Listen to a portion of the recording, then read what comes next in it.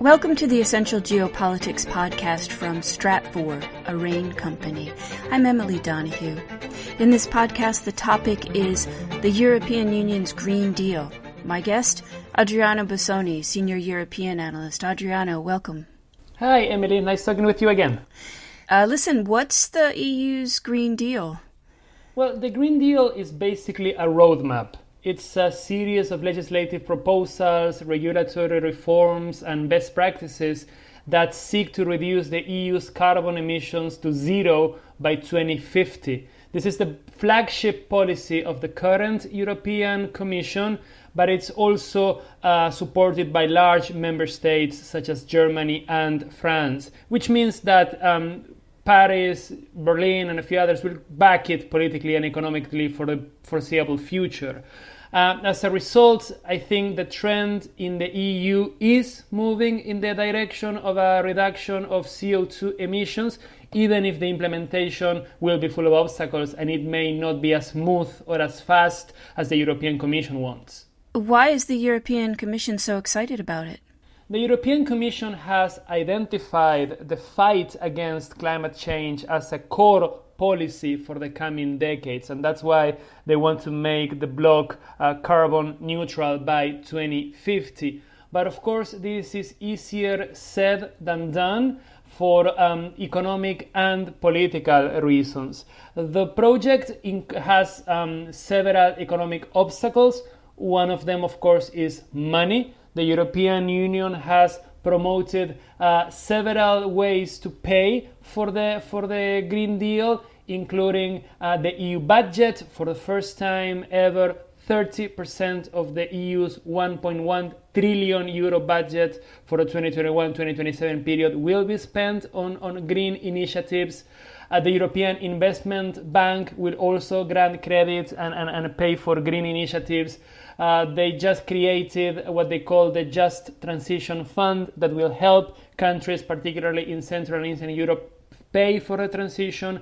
The European Commission wants to create new taxes to help pay for the Green Deal. But of course, this money will not be enough. The European Union has admitted that without strong support and strong participation from the private sector, the Green Deal will not happen. So that's the big question mark, the extent to which the private sector will take advantage of the so-called green revolution in the EU and finance companies and other sectors of the economy transition to greener forms of energy. And then, of course, there are some political obstacles. Not every member of the European Union shares the same sense of urgency when it comes to reducing CO2 emissions, especially at a time when the continent is in a recession because of the coronavirus crisis.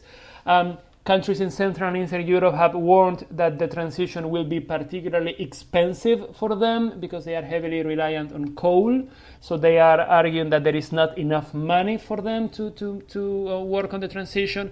Countries in Southern Europe may be reluctant to increase pressure on their industrial sectors to undergo expensive technological transformations at a time when they are dismissing workers, when they are struggling to remain alive.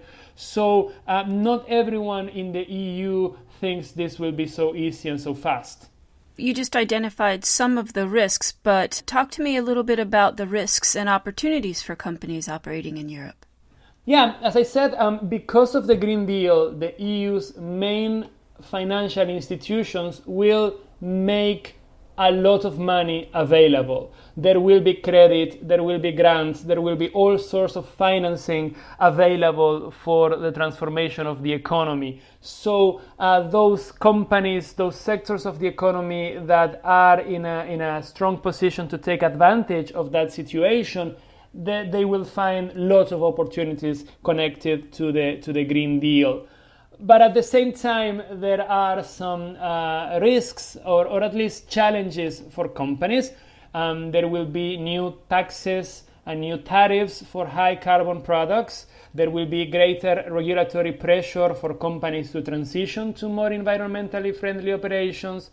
There are talks about a carbon tax on imports from countries outside of the EU that have lower environmental standards, which could make some products more expensive.